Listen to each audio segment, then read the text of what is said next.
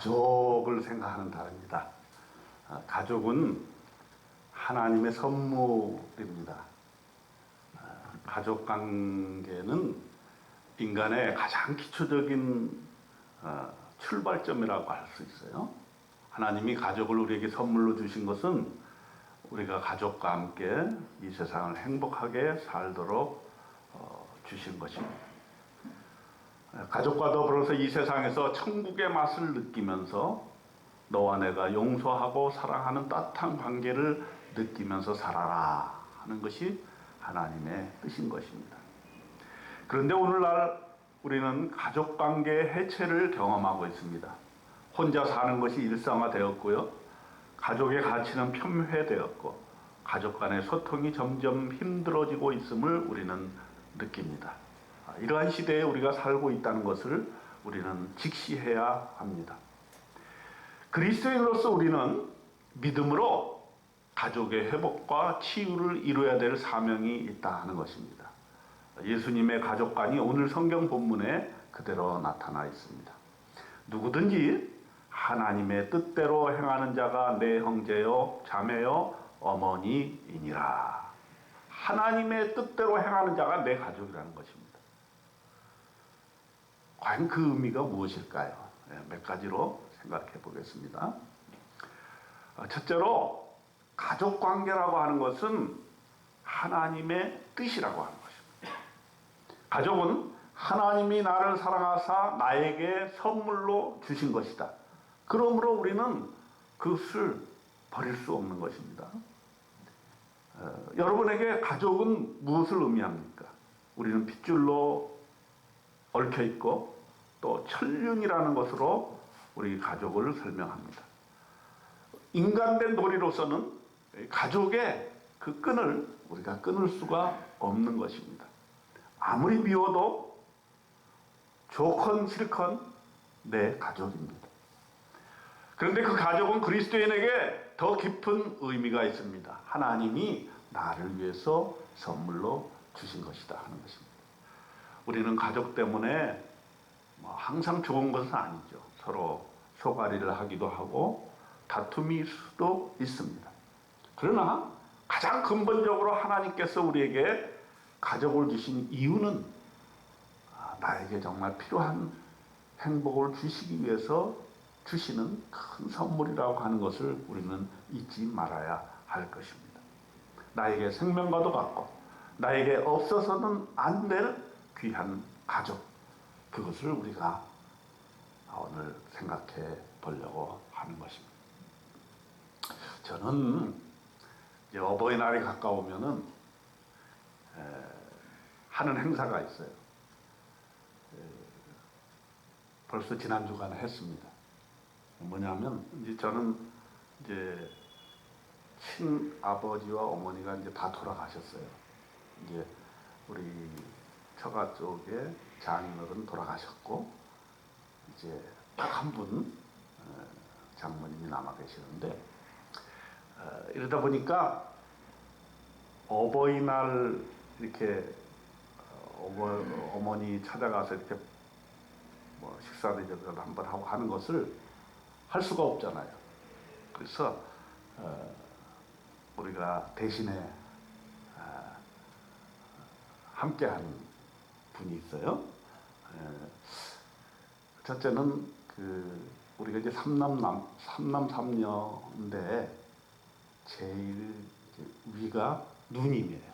그래서 누님 있고 그 다음에 큰 형님이 있고 그 밑에 또 누님이 있고 또 그 밑에 또 누님이 있고 그리고 바로 제 위에 형님이 있고 그 형님은 또 미국에 이민 가서 살고 있어요. 그러니까 뭐 만날 수가 없죠.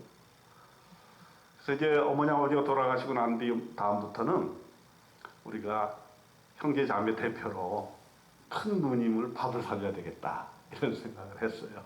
그래서 지난 목요일 날 일산에 사시기 때문에 일산에 가서 이제 모시고 저기 이제 일산에서 조금 더 들어가면 헤일이라는 데가 있잖아요. 그 헤일 옆에 두부집이 있어요. 그래서 이제 가장 먹기에 부담스럽지 않은 그것이 이제 두부 요리인데 그걸 먹으면서 이제 이런저런 얘기를 했습니다.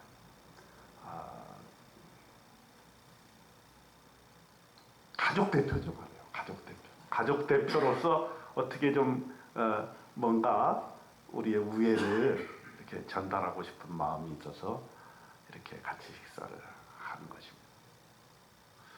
또 한 분은 우리 외삼촌이신데 여기 이제 영등포에 사세요. 그래서 그분하고는 항상 추어탕을 먹습니다. 왜냐하면 이제 부모님이 살아계실 때 그 영등포에서 추어탕을 이렇게 자주 먹었어요. 또 가끔 또 외삼촌하고 먹고. 이제 두 분이 돌아가시니까 같이 먹을 사람이 없잖아요. 그래서 외삼촌을 모셔다가 같이 이렇게 식사를 하면서 이런저런 얘기를 했습니다. 외삼촌을 만나면은 이제 외삼촌은 바로 우리 어머니의 남동생이었어요. 근데 이제 어머니 식구들 다 돌아가시고 딱 한 분만 남으신 거예요. 아주 나이가 되게 차이가 나는 그런 남동생이었는데, 근데 이제 그분 만나서 식사를 하면은 어머니 생각이 나요. 그래서 어머니의 그 살아계실 때 그런 모습에 대해서 추억을 하고 또 이런저런 대화를 나누게 되면 참 어머니가 살아계셨다면은 좀 더 잘해줬으면 좋겠다, 잘해드렸을 걸 하는 후회, 참 쓸데없는 후회죠. 그런 후회를 하게 됩니다. 혹시 여러분들 중에 부모님이 아직은 살아계시다 이런 분이 계시면은 살아계실 때 좀 잘해드리면 좋을 것 같아요. 이번에도 우리 집사님, 지인님 집사님 이렇게 보내드리면서 우리 박 집사님이 했던 말이 기억이 나요. 부모님은 기다려주시지 않는다. 이제 나중에 좀 잘 이렇게 해드리고 싶다 하는 생각이 있지만은 잘 해드리려고 그러면 벌써 이 세상에 안 계신 거죠. 근데 형제도 마찬가지인 것 같아요. 형제도 보니까 제가 막내라서 그런지 몰라도 형제들도 많이 나이가 들어가지고 뭐 어떤 분은 80에 가깝고 뭐 이렇게 나이를 많이 드셨기 때문에 이제 조금 있으면 다들 또 하늘나라에 가지 않겠나 이런 생각이 들어서 우리 형제 자매들이 옆에 있을 때 우리가 좀 더 잘해드리면 좋겠다 이런 생각을 하게 되고요. 또 사실 하나님께서 우리에게 그런 형제 자매 부모를 주신 것은 너무나 나를 사랑하시기 때문에 그런 귀한 존재를 내 옆에 붙여주신 것이다 그런 생각을 해보게 됩니다. 가정의 달을 맞이해서 여러분들도 한번 여러분의 가족 친척들에 대해서 뭐 자주 만나지만 그래도 일종의 세리머니로 같이 식사도 하고 이렇게 귀한 시간을 가지면서 마음이 따스한 감정들을 느껴보시기를 바라겠습니다. 그런데 가족을 생각하면 가족은 가장 가까이 있고 가장 믿을 만한 존재인 건 사실입니다. 그런데 현실적으로 보면 너무나 가까이 있기 때문에 우리는 그 소중함을 망각하고 살 때가 많습니다. 때로는 상처도 줘요, 우리가 가족끼리. 때로는 싸우기도 합니다. 때로는 책임 전가해요. 너 때문에 내 인생이 이렇게 됐다. 어떤 때는 부모님을 원망하기도 하고 어떤 때는 자식에게 대해서 좀 섭섭한 마음을 가질 때가 있는 게 우리 인간이 아니겠습니까? 그런데 그걸 가정의 달은 회복하자는 달이죠. 응? 우리 인간이 살다 보면 이래저래 섭섭한 일이 있고 이래저래 싸울 일도 많지만은 우리가 계기를 만들어서 다시 가정의 중요성을 회복하고 가정의 우애를 회복하는 그런 시간을 갖자. 여기 계신 저와 여러분이 가족에게 책임을 전가하지 말고 내가 가족의 중심이 되어서 내가 기둥이 되어서 그 가족을 회복시키고 사랑의 가족으로 그 가족 공동체가 스윗홈이 될 수 있도록 그렇게 만들어 나가면 어떨까 하는 생각이 듭니다. 여러분 그렇게 한번 해보시겠죠? 네.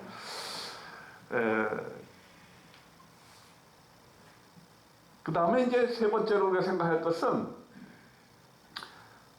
예수님이 이 말씀을 하신 것은 단지 내 가족, 내 친지, 내 식구들만 중요하다.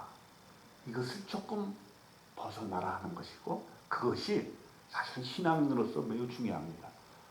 먼저 내 가족이 물론 중요해요. 내 가족을 세우고 내 가족을 화목시키고 내 가족이 잘되게 하는 것 매우 중요하고 내 가족을 위해서 기도하는 것 매우 중요합니다. 그런데 예수 믿는 사람은 거기에 그치지 않는다는 거예요. 가족의 범위를 넓히라는 거예요. 왜냐하면 요즘 가족이 해체되고 있지 않습니까? 이건 세계적인 현상이에요. 우리나라만의 문제가 아니에요. 해체되면서 다양한 가족의 형태들이 생기게 됩니다. 그래서 가족의 범위가 뭐냐? 예전하고는 많이 달라졌습니다. 하나님은 어떤 하나의 가족의 형태에 대해서만 사랑하고 나머지 가족은 안 된다 이렇게 말씀하시지 않는다.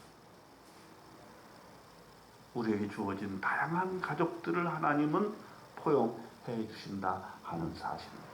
그러므로 우리는 우리와 다른 형태의 가족에 대해서 낙인을 찍어서도 안 되고 그리스도인으로서 그 가족을 다 포용할 수 있는 나라가 되어야 된다. 그래야 우리나라가 품격이 높아지는 것입니다. 그것이 그리스도인들이 해야 될 일이라고 하는 거예요.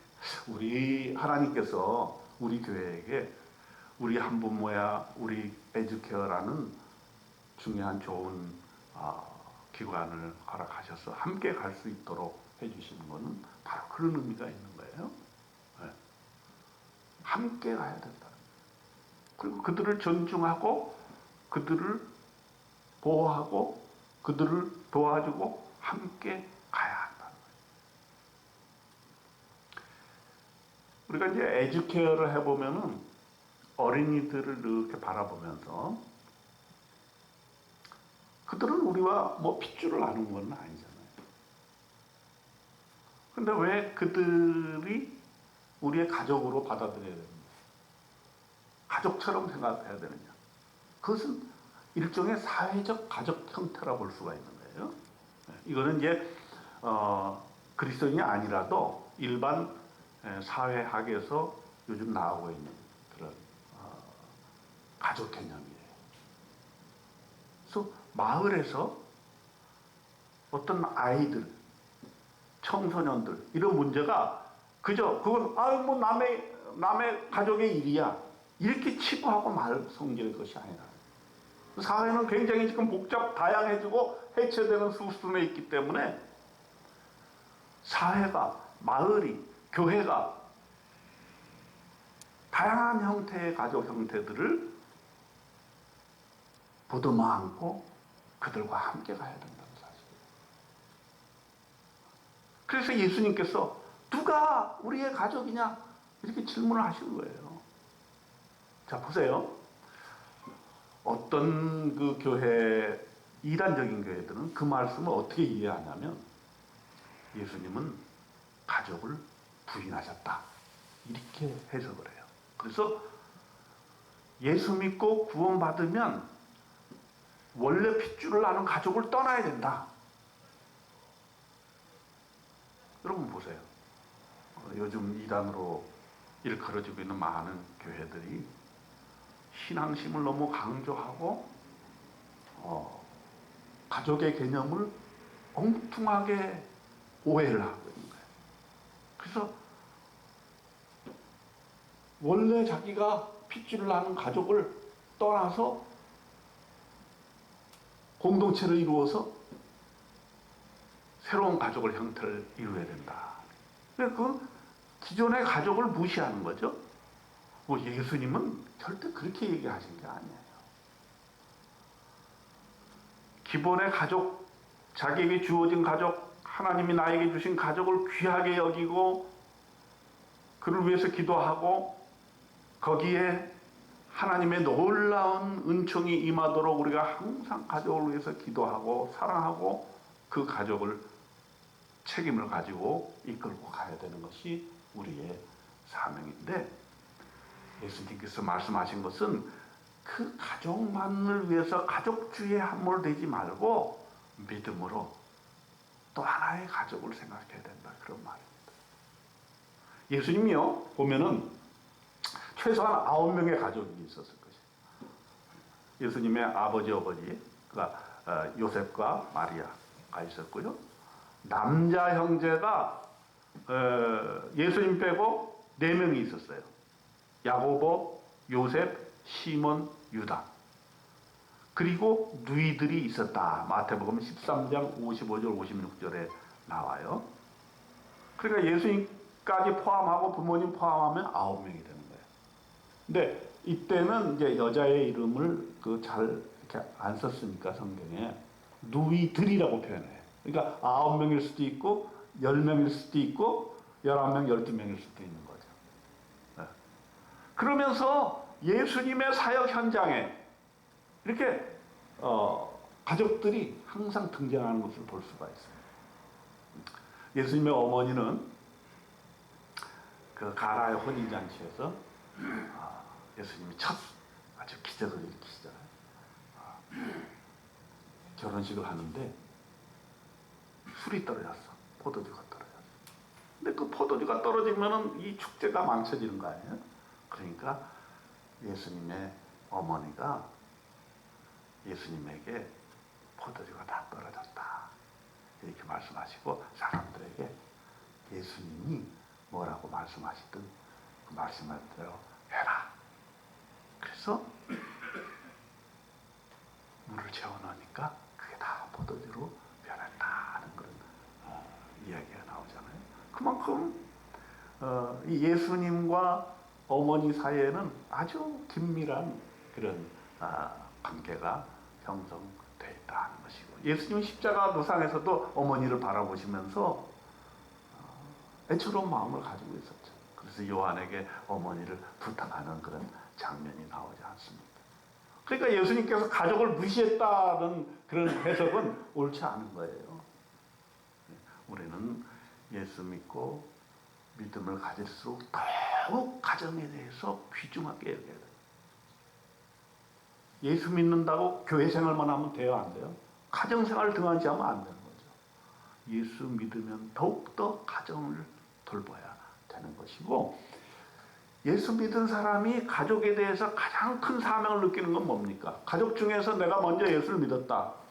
그러니까 하나님께서 나를 그 가족 중에서 선택해서 그 가족을 전체를 구원함에 이르게 하기 위한 하나님의 뜻이다, 이렇게 받아야 하는 것입니다. 그래서 우리 믿는 사람들은 우리 가족을 구원할 책임이 있는 거예요.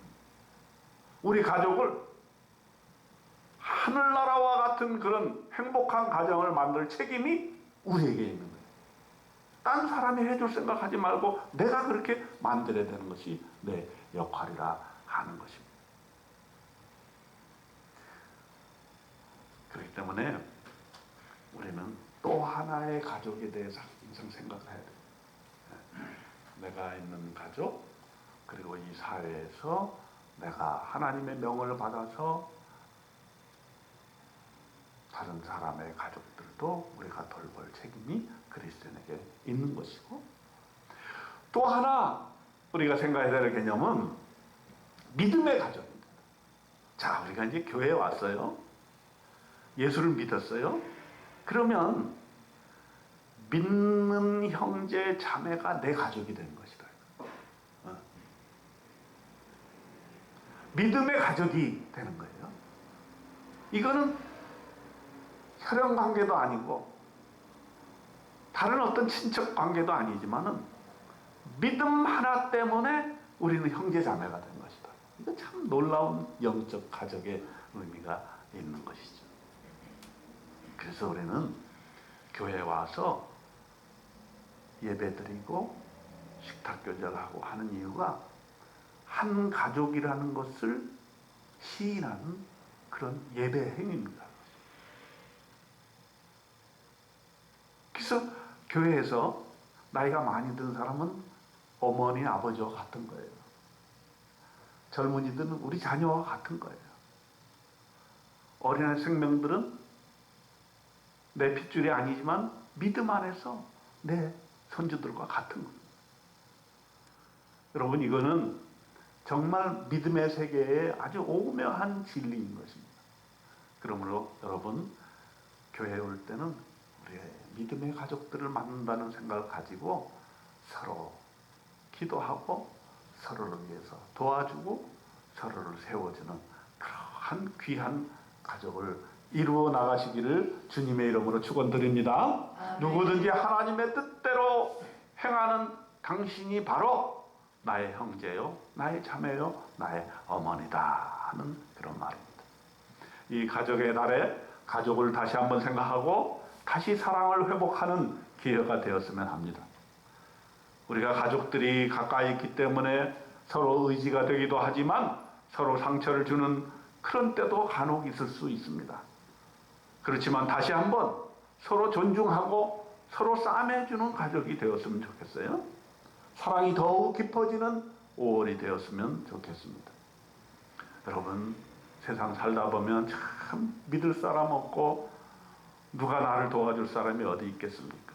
그러나 우리가 가족을 생각해 보면 가족이 결국은 최후의 보루가 아닌가 생각합니다.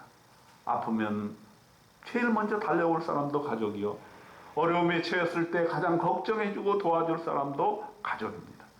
아무리 부족해도 가족은 가족인 것입니다. 결코 그들을 무시할 수도 없고 멀리 할 수 없는 것이 우리의 가족입니다. 그렇기 때문에 우리는 5월에 더 깊이 우리의 가족을 사랑하고 더 의지하고 더 믿음을 돈독해 함으로써 위에 있는 가족을 만들어 가시기를 주님의 이름으로 축원드립니다. 기도하겠습니다. 하나님 아버지, 우리는 가족입니다. 사랑하며 용서하며 천국의 삶을 실현하도록 하나님 도와주시옵소서. 비록 서로 어려울 때도 있고 서로 다툴 때도 있었지만 용서하고 회복할 수 있는 귀한 가족이 되도록 하나님 도와주시고, 조금은 부족하더라도 서로 받아들이고 용납하게 주님 도와주시옵소서. 이러한 끈끈한 믿음과 연대를 바탕으로 가족의 범위를 확장해 나가며 이 사회의 여러 가족의 형태들을 우리가 받아들이고 용납하여 하나님께서 우리에게 주신 귀한 사명, 가족들을 소중히 여기며 믿음의 가족들과 소중한 신앙을 나누는 이 귀한 공동체가 되도록 우리가 서로 노력하는 귀한 5월이 되도록 하나님 축복하여 주시옵소서. 우리 주님 예수 그리스도의 이름으로 간절히 기도드리옵나이다. 아멘.